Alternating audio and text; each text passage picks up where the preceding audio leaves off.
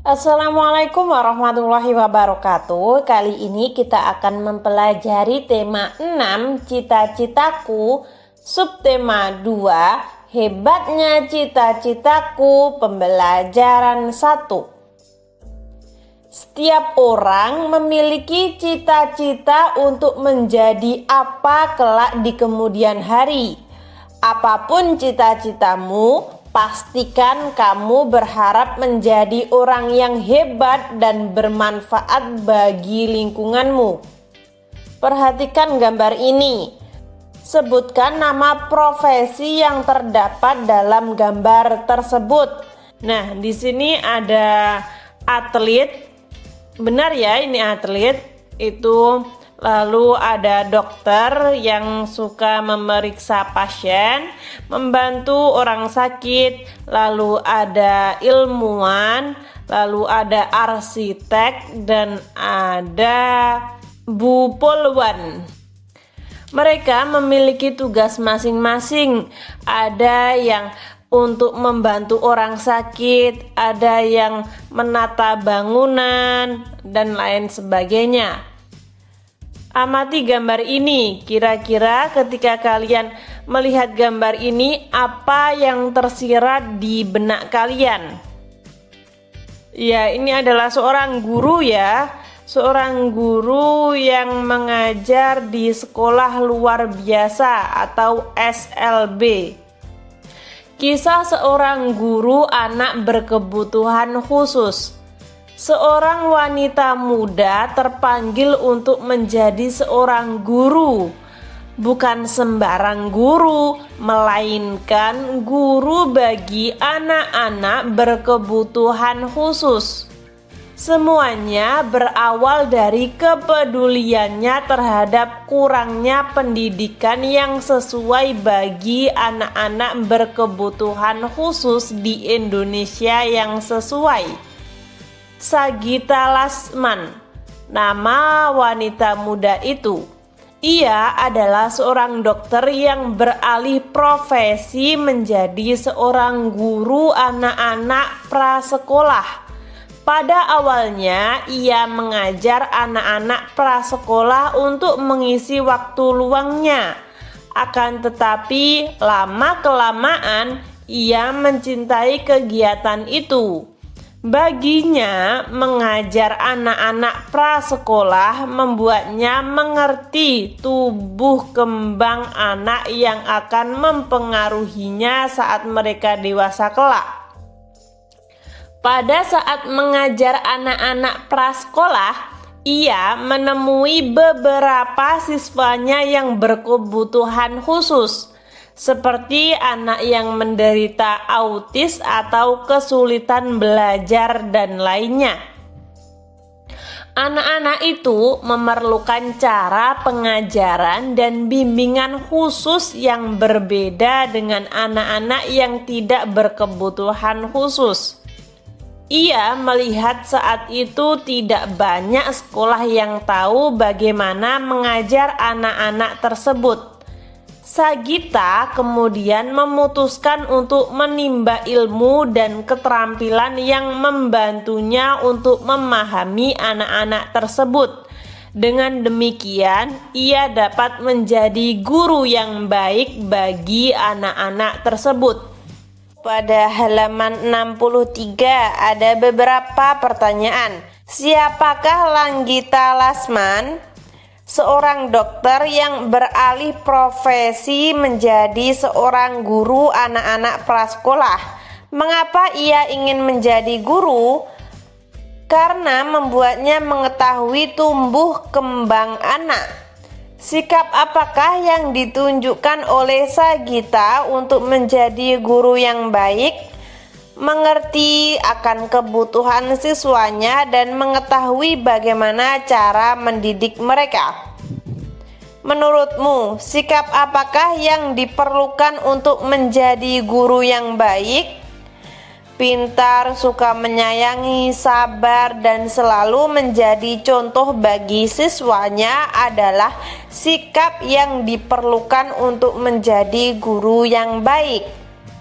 Setiap orang memiliki cita-cita yang baik. Tidak ada cita-cita yang tidak hebat.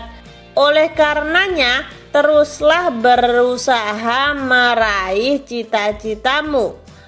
Adakah di antaramu yang ingin menjadi dokter? Nah, di sini ada puisi tentang dokter. Judulnya Cita-Citaku, karya Ridwan Hafiz. Mari kita baca bersama-sama. Cita-citaku ingin menjadi dokter agar dapat menyembuhkan orang yang sakit. Cita-citaku ingin menjadi dokter agar anak-anak menjadi sehat. Aku harus belajar dengan sungguh-sungguh agar dapat mencapai cita-cita itu. Aku harus belajar dengan sungguh-sungguh agar menjadi orang yang berguna bagi nusa dan bangsa. Nah, itu adalah puisi Cita-Citaku. Lalu, apakah judul puisi tersebut? Judulnya Cita-Citaku. Siapakah yang membuat puisi tersebut? Puisi tersebut karya dari M. Ridwan Hafiz. Bercerita tentang apakah puisi tersebut? Tentang cita-cita seorang anak yang ingin menjadi seorang dokter dan dapat membantu orang lain. Apakah yang membedakan puisi tersebut dengan bacaan sebelumnya? Puisi memiliki lagu atau nada, sedangkan bacaan tidak memiliki nada. Buatlah sebuah gambar yang dapat mewakili isi puisi tersebut. Nah, di sini saya akan membuat sebuah gambar kurang lebih seperti ini. Di sini dapat kalian lihat ada seorang dokter yang sedang memeriksa anak kecil. Gambar ini dapat mewakili dari isi puisi tadi ya. Carilah 1 atau 2 buah puisi anak dari koran, majalah, atau buku-buku. Salinlah puisi tersebut di dalam buku tulismu. Baca dan amati bentuk dan isi puisi pilihanmu. Lalu jawablah pertanyaan di atas di dalam buku tulismu. Kesimpulan, apakah yang kamu dapat tentang puisi? Tulislah kesimpulanmu di dalam buku tulismu. Nah, silakan kalian mencari puisi di majalah, koran, buku-buku, ataupun internet ya. Nah, di sini ada gambar. Perhatikan gambar ini. Profesi apakah yang ditunjukkan pada gambar ini? Ada yang tahu? Ya, ini adalah dokter hewan ya. Adakah dari kalian yang ingin menjadi dokter hewan? Untuk menjadi seorang dokter hewan, tentu kamu harus mengetahui tentang hewan, termasuk daur hidupnya. Nah, tahukah kamu tahapan pertumbuhan hewan dari kecil sampai dewasa disebut daur hidup hewan? Pada daur hidupnya ada hewan yang mengalami perubahan bentuk, ada juga yang tidak. Hewan yang mengalami perubahan bentuk tubuh dalam daur hidupnya dikatakan mengalami metamorfosis. Proses metamorfosis yang terjadi pada hewan terbagi menjadi 2, yaitu metamorfosis sempurna dan metamorfosis tidak sempurna. Hewan yang mengalami metamorfosis sempurna mempunyai bentuk tubuh yang sangat berbeda pada setiap tahap hidupnya. Pada saat telur menetas, bentuk tubuh hewan tidak sama dengan bentuk induknya. Hewan yang mengalami metamorfosis tidak sempurna setelah menetas memiliki bentuk tubuh yang mirip dengan induknya. Nah, kurang lebih seperti itu ya. Untuk lebih jelasnya, kalian bisa membuka video saya yang ini ya. Ini sudah saya jelaskan lebih detail dengan beberapa bagan dan gambar yang mudah dipahami. Saya sudah menyertakan video ini pada kolom komentar ataupun kolom deskripsi. Silahkan kalian cek. Daur hidup kata halaman 67. Kata berkembang biak dengan cara bertelur di dalam air. Telur-telur itu akan menetas setelah kurang lebih 10 hari.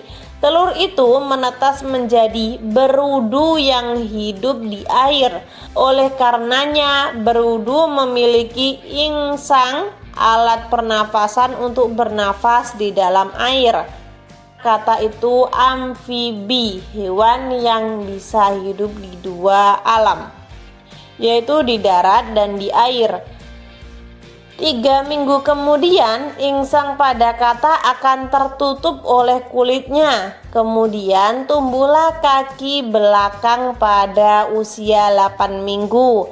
Berudu berkaki berubah menjadi kata yang berekor. Ekor itu kemudian akan memendek dan ia bernafas dengan paru-paru. Setelah pertumbuhan anggota tubuhnya sempurna, kata akan berubah menjadi kata dewasa. Di sini kata itu mengalami metamorfosis tidak sempurna. Karena apa? Karena kata tidak mengalami tahap kepompong ya. Ketika hewan mengalami tahap kepompong, berarti itu bisa dikatakan melalui metamorfosis sempurna. Lalu, di sini pada halaman 68 itu ada gambar kecoa ya. Daur hidup kecoa itu saya ringkas. Yang pertama, telur akan berubah menjadi nimfa. Setelah itu akan menjadi kecoa. Apa sih nimfa itu? Nimfa adalah bentuk muda dari kecoa. Di buku kalian itu gambarnya seperti ini ya. Dari telur menjadi nimfa, setelah itu besar dan akan menjadi kecoa. Nah, di sini kan tidak ada tahap kepompong. Maka dari itu kecoa dikatakan sebagai melalui metamorfosis tidak sempurna. Kurang lebih seperti itu. Lalu daur hidup capung, mulai dari telur menjadi apa ini ya? Nimfa, lalu agak besar dan dewasa. Ketika dewasa dia akan menghasilkan telur lagi seperti itu. Capung juga dikatakan tidak melalui metamorfosis sempurna. Karena apa? Karena capung tidak mengalami fase kepompong. Lalu nyamuk, di sini telur nyamuk akan menjadi jentik-jentik. Ketika menjadi jentik-jentik akan berubah menjadi pupa. Pupa ini sering kita sebut sebagai kepompong. Nah, setelah menjadi kepompong atau pupa, barulah menjadi nyamuk. Nah, di sini nyamuk termasuk metamorfosis sempurna. Karena apa? Karena nyamuk mengalami fase kepompong. Untuk lebih jelasnya, saya sudah membuatkan video tentang metamorfosis. Kalian bisa melihatnya. Saya sudah menyertakan video ini pada kolom komentar. Silahkan kalian lihat ya. Lalu pada halaman 70 itu kan ada seperti lembar tugas ya. Seperti ini tugasnya. Daur hidup hewan pertama dan daur hidup hewan kedua. Kak, gimana sih cara ngerjainnya? Ya, di sini saya akan memberi contoh. Daur hidup yang pertama. Di sini saya perbesar ya, teman-teman. Ini saya akan membahas terlebih dahulu halaman 70. Gambar hewan. Di sini saya akan mengambil hewan kecoa. Nama hewannya kecoa. Cara berkembang biak. Umumnya kecoa berkembang biak dengan cara bertelur. gambar daur hidup. Nah, seperti gambar tadi, mulai dari telur, nimfa, sampai menjadi kecoa. Penjelasan tentang daur hidup. Daur hidup hewan kecoa ialah telur, nimfa, dan kecoa besar. Kecoa memiliki siklus hidup tidak sempurna. Pada tahapan pertama yaitu telur. Setelah telur akan berubah menjadi nimfa. Nimfa bisa juga disebut dengan bayi kecoa. Setelah dewasa, kecoa akan memiliki sayap yang bisa digunakan untuk terbang. Jenis daur hidup. Jenis daur hidup di atas adalah metamorfosis tidak sempurna. Lalu sekarang saya akan mengerjakan halaman 71. Daur hidup di hewan 2. Gambar hewan. Di sini saya akan mengambil capung. Nama hewannya capung. Cara berkembang biak. Capung berkembang biak dengan cara bertelur. Nah, gambar daur hidup capung kurang lebih seperti ini ya. Lalu penjelasan tentang daur hidup. Siklus hidupnya adalah mulai dari telur, nimfa, capung dewasa. Siklus hidup capung dimulai dari sebuah telur. Ketika keluar dari telur, larva capung berukuran kecil dan berwarna transparan. Ketika sayap dan tubuhnya sudah mengeras, capung akan mulai terbang. Jenis daur hidup, capung mengalami metamorfosis tidak sempurna. Nah, itu adalah cara pengerjaan tugasnya ya. Lalu di sini perbedaan daur hidup hewan yang pertama, kecoa, dan hewan yang kedua, capung. Perbedaannya adalah pada kecoa setelah tahap telur berkembang menjadi nimfa. Pada daur hidup capung, telur akan berkembang menjadi larva, kemudian nimfa. Kesamaan daur hidup hewan pertama, kecoa, dan hewan kedua, capung. Persamaannya sama-sama metamorfosis tidak sempurna. Sekali lagi saya ingatkan, saya sudah menyediakan video tentang metamorfosis dan daur hidup beserta penjelasannya. Silahkan kalian lihat. Karena di sini saya hanya menjelaskan sekilas saja. Untuk lebih detailnya saya menjelaskan di video ini ya. Hewan yang mengalami daur hidup dengan metamorfosis sempurna. Perkembangan hewan yang mengalami perubahan bentuk yang sangat berbeda pada setiap tahapnya. Misalnya telur, ulat, pupa atau biasa kita sebut dengan kepompong, kupu-kupu muda, kupu-kupu dewasa. Sedangkan metamorfosis tidak sempurna tidak melalui fase pupa atau kepompong. Hewan yang mengalami daur hidup tanpa metamorfosis itu contohnya ayam, sapi, kadal. Daur hidup ayam dengan cara bertelur. Nah, di sini hewan yang mengalami daur hidup tanpa metamorfosis itu hewan yang menetas dari induknya sama dengan induknya. Seperti anak ayam itu sama seperti induknya. Bentuknya tidak berubah, hanya bertambah berat dan tingginya saja. Kakinya 2, ketika dewasa juga kakinya 2. Paruhnya 1, ketika dewasa dia juga akan memiliki 1 paruh. Nah, kurang lebih seperti itu penjelasannya. Kesimpulan tadi kita sudah belajar apa saja. Yang pertama, mengamati teks puisi dan menjawab pertanyaan yang terkait dengan puisi serta menjelaskan cara membuat puisi. Yang kedua, Mencari informasi tentang daur hidup dua makhluk hidup yang berbeda dan membandingkan siklus hidup makhluk hidup dan melaporkannya. Ketika teman-teman ada saran atau masih kurang paham, silahkan tulis di komentar. Sekian, terima kasih. Wassalamualaikum warahmatullahi wabarakatuh.